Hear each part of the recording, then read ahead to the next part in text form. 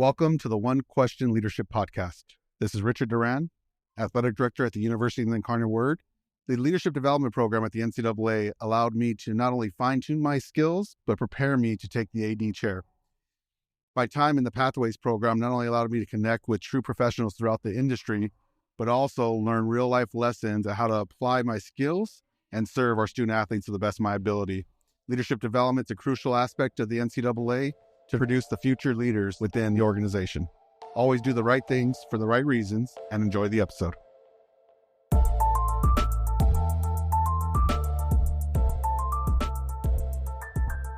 Greetings, this is Ty Brown and welcome to the One Question Leadership Podcast, where we highlight executive and organizational leadership. Be sure to follow us on Twitter and Instagram at 1Q Leadership. We are here at the NACTA convention and I'm joined by Liz Reyes and Ben Rodriguez. And for the sake of not messing up titles, right, I'm going to let you two introduce your titles and the institution you're currently at. Liz, first. Yes, I am at the University of Illinois, and I'm our Associate AD for the Illini Way Student Athlete Development Office. Yeah, and I'm at Rutgers University right now, the Director of Development, focused on the major gift side. I want to have both of you on. Ben, we talked last year. You mentioned that you were trying to create a group or an organization, or maybe you have already created the organization that looks at the people in the college athletics industry who have a Hispanic background. So I want to have you both on to talk about that type of experience, the purpose of the organization, other people who are within the organization, and really what it means to be somebody who has a Latin background who works in college athletics. Yeah. So, Liz, you have some experience interviewing people, yes, and you've been a guest on the One Question Leadership Podcast. So if you'll start us off with how you think this conversation should go. Yeah, I think it'd be great if we have a discussion on our past experiences and the leadership components that we can pull from our backgrounds and kind of look forward to what are some ideas that we have that we think could improve the journey for others that are coming behind us. I also think we need to definitely say our praises to those who have paved the way for us. There's so many people that have, come before us, and we stand on the shoulder of giants. And when I see people like that, I just get so motivated, and I say that, that could be us. So I think we definitely need to pay homage to those who have come before us. And then, we can talk about how we want to move forward. How do we build a community for us, for those that aren't seen yet? So I think we could talk about those different areas. Yeah. So just kind of building on that, I think one thing that I've noticed in my career, which has been a combination of being in student athlete development and now on the fundraising side, is oftentimes when we talk about different experiences and diversifying experiences, it's usually focused on the Black experience, right? The Black administrator experience or the Black student athlete experience. And while that's obviously important, and we'll get to that in a second, it gets me thinking, even within that minority group, we're a much smaller minority, right? Mm-hmm. And how can we have conversations, share, thoughts and similar experiences and similar goals, that we have, because it's not really being done right now, right? And so, again, I think it's an important conversation. Appreciate, you getting us on, Ty, and having it, because again, there's a lot we can do there. So. Yeah. No, what I'd like to hear about is your experiences so far. You talk about the experiences of someone, for me, who's African-American, and microaggressions, or someone may not know that what they're saying might come across the wrong way. Yeah. But I would like to hear some of the experiences you had throughout your careers. Yeah, I'll start on that one. So it really goes back to high school, right? And so I played football, believe it or not. I know I'm not a big guy, but so I can remember walking into the locker room in high school and, seeing white teammates on one side of the locker room, Black teammates on the other side of the locker room, and then just kind of like, man, where do I fit in that space, right? Not really knowing, right? And that same feeling followed me when I got to college, right? I had a chance to play football at Stony Brook, and again, same thing. You get in the locker room, and there's a divide there, but still not with, I'm not around folks that look like me in that space. And, I think more than anything, it can mess with your confidence too, right? And, again, do I belong kind of thing. And so, fast forward now, right? I've been in my career for a few years, and, that similar feeling happens when I walk into a boardroom, right? And when I'm going into a meeting with executive staff, and again, it's often I'm the only one of Hispanic heritage, right, that is in that room, right? And so, again, for me, it's how do we begin to change that? And I think there's any number of ways, right? Even going back to the high school level, and what are we doing to help educate the Hispanic community about opportunities that exist in the college space, right? We know that we make up, 16% of the U.S. population, and when it comes to the student-athlete population, we're 5% or less, right? Administratively, even lower than that, right? Now that I'm in fundraising, there's like 1% of me in that space, right? And so, there's a lot that as a community we can contribute. And again, I think it's these conversations, Ty, right? And that can help get this thing going. Yeah, no, I agree. Definitely, of course, I have the utmost respect for the Black community and what they've been able to overcome. And I know that's an ongoing process. They haven't arrived yet, but every day it's a battle, every day to step into a boardroom, every day to want to have the motivation to function at a high level when the stacks, the odds are stacked against you.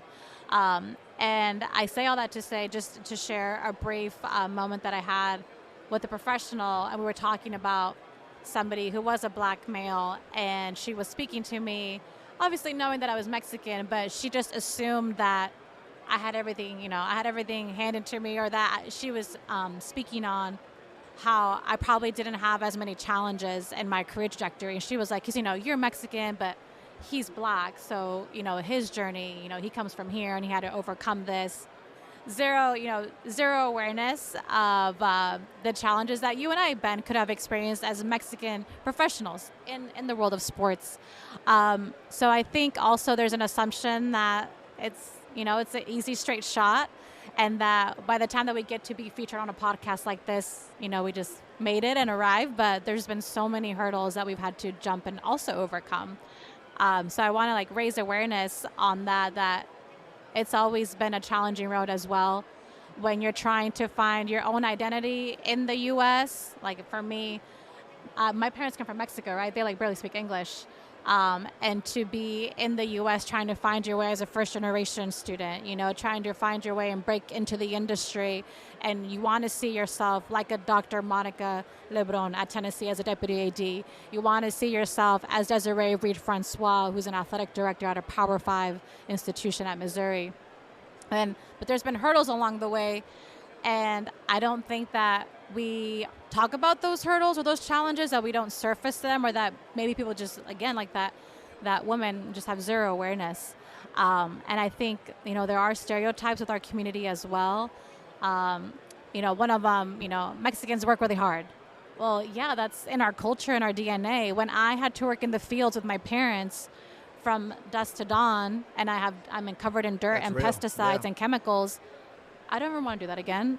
That's in my DNA. I'm going to do whatever it takes to get out of these fields and pursue my career with excellence and whatever I can do, because I'm never going back there again. Well, that kind of gets me thinking too. We talked some before we got on about different experiences, right? And so in the fundraising space, I've seen and been witness to some off-color comments that, to your point, right? Mm-hmm. Not aware, right? And so it's I think what's important is that, again, when you're looking at different minority communities, whether it's the Black community, Hispanic, Asian, whichever, there's a set of challenges that we all face, and there's some similarities in there, some differences, but it's, sure. I think the biggest thing that I'd like people to know is for us, it's not about a comparison, right? Of who's got it worse and all that. And so, again, that's why being on this is great, right? Because I think there are things that we can learn from, for example, the Black Student Athlete Summit, right? How that's grown from 70 people attending to thousands now, right? That's a great example there for us, I think, to try to emulate and keep this thing moving. So for sure. Another thing that I'd like to mention is, what are some things that have helped us along the way?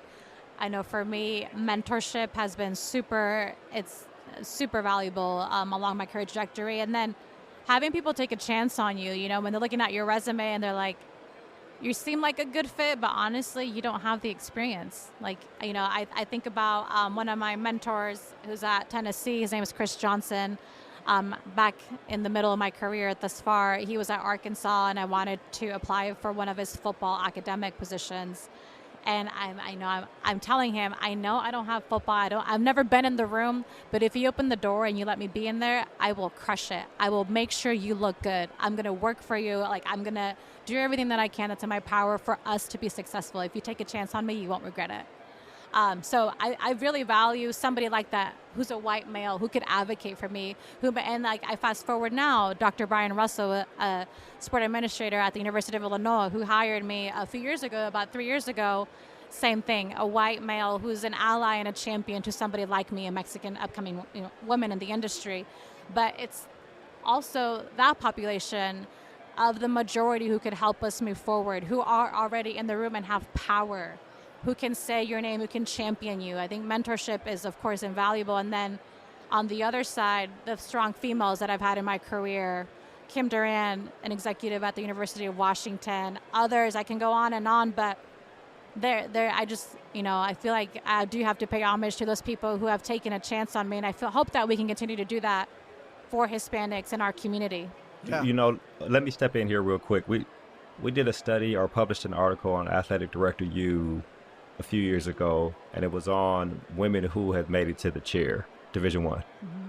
And what it showed was that no matter if you have relationships with other women who have reached the chair, mm-hmm. the best way to become an athletic director in Division I was to have relationships, genuine professional relationships with white males who have made it to the chair. Yeah. No matter what. If you have those relationships, the path to the chair is a bit easier than if you don't have those relationships. And I find that interesting. To your point, Liz, you know what? You want mentors that look like you because they can help you and they have navigated the waters that you may have to navigate. Yeah. But you also have to have mentors that don't look like you because they can help you get to where you might want to get within your career. Mm-hmm.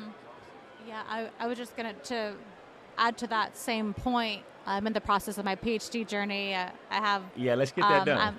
I know. Dr. Reyes, we like it. It's loading. It's loading. Yes, but that's actually what I'm researching is mentorship. And to your point, Ty, it's super valuable to have both. And what I'm looking at is in terms of sex, to have the same sex, like a female-to-female mentorship. To your point, the connection is instantaneous. Like they understand the politics of it, how to move in the room, who the stakeholders are. If you have a family, if you're married, how to balance work and your at-home duties. But then also a lot of times those women aren't always in the position of power. They're not overseeing football. They're not overseeing capital projects, fundraising development. So while they can try to pull for you, it's not going to go as far as your male champions in the room. So while that connection to your male counterparts may not be instantaneous, they will champion you and say your name in the room, and that pull can go further than the other one. And it's just like anything else in life, balance, right? Finding balance. Mm-hmm. And there are there's a few mentors that I can think about too, and they fit many different demographics, right? Like what we're talking about. So first one, and I know it's this commonality for me and you, but E. Wood, right? Yeah. Dr. Eric Wood at Louisiana Tech. Like, his mom's Puerto Rican. I know he was down here enjoying some Puerto Rican food and all that, but like he's been great for me, right? Because he's been able to really kind of teach me, hey, this is what it's like if you want to navigate those spaces. Mm-hmm.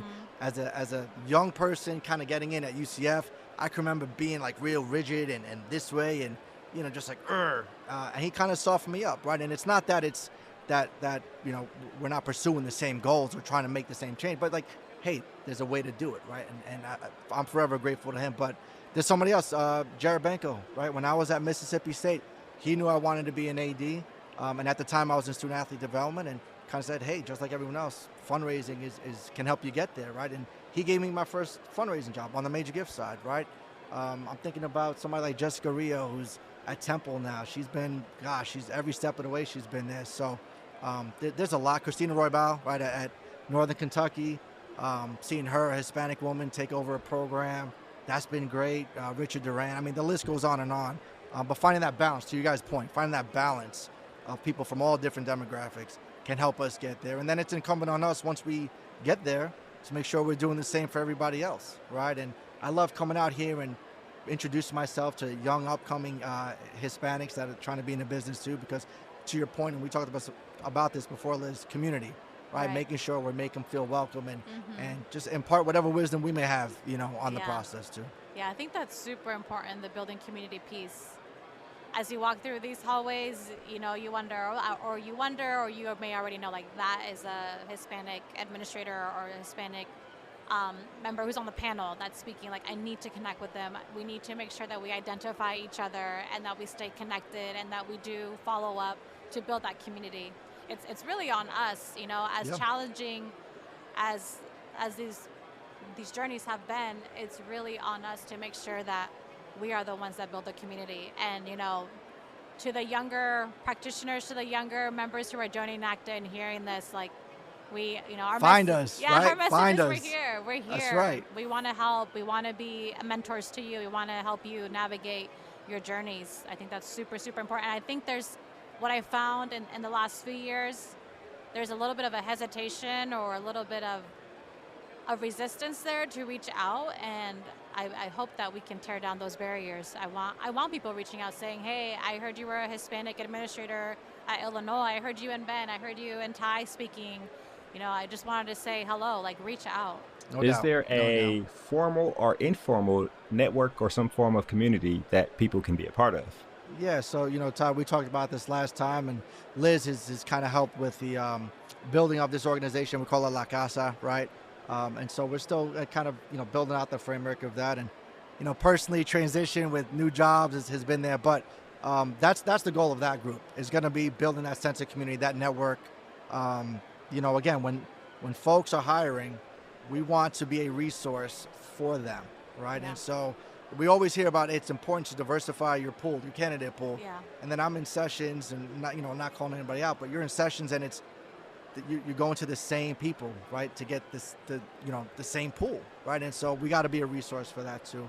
But La Casa, you can find it on Twitter. And again, we got to do more with it, but there's a lot of folks have expressed interest in being a part of that, and I think as we kind of grow that, have more access, to show it here, a platform to show it here, it's going to be good. It's going to be good. Is it just on Twitter? Just yeah, it's La on Casa? Twitter now. You can reach out to LACASA. Oh, good. Thank you for saying that. LACAASA. Yeah, come right, on now. so, If you're gonna plug it, right? Yeah. So, it's a work in progress.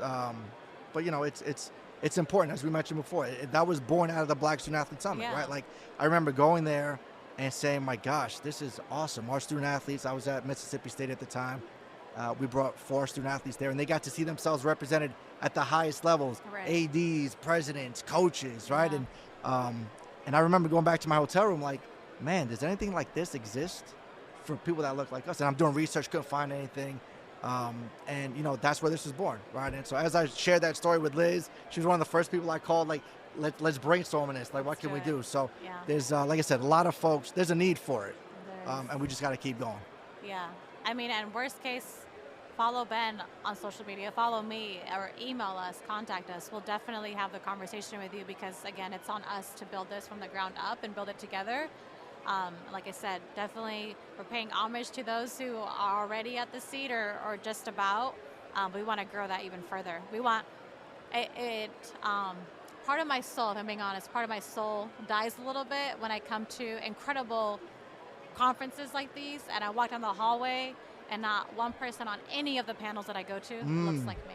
When I walk down the hallway and not one billboard, not one award is issued to a person that looks like me. What I can come close to is a Heather like at Pitt.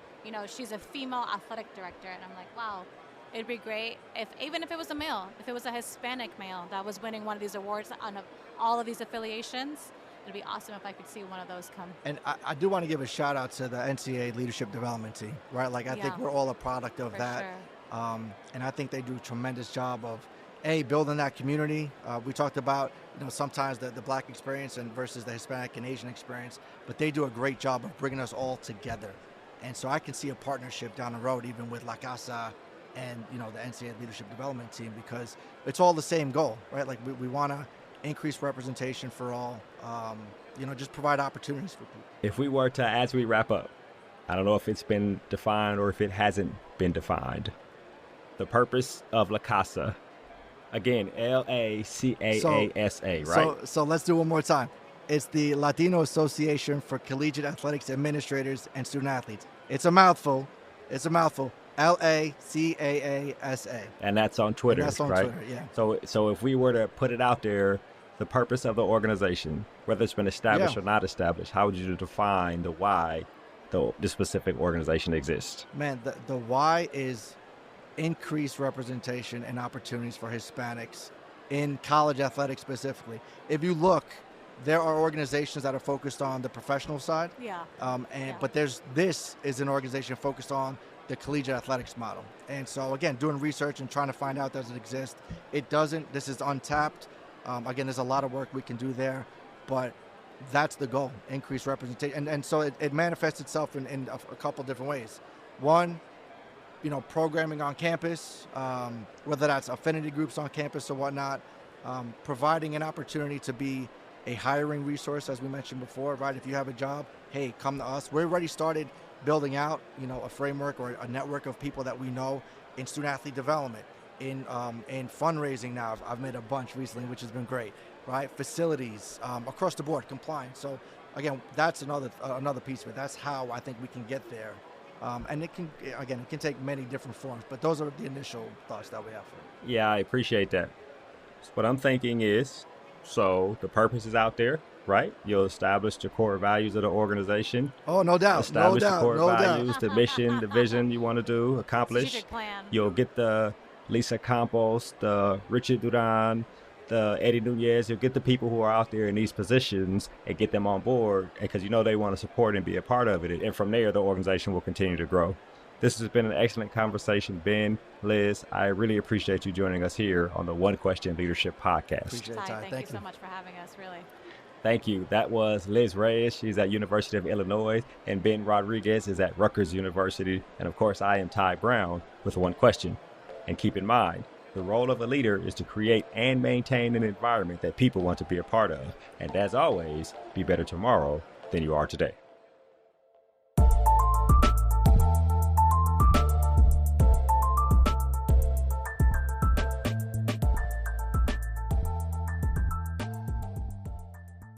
This episode of the One Question Leadership Podcast is produced by Spades Media Group, solving problems using creative leadership.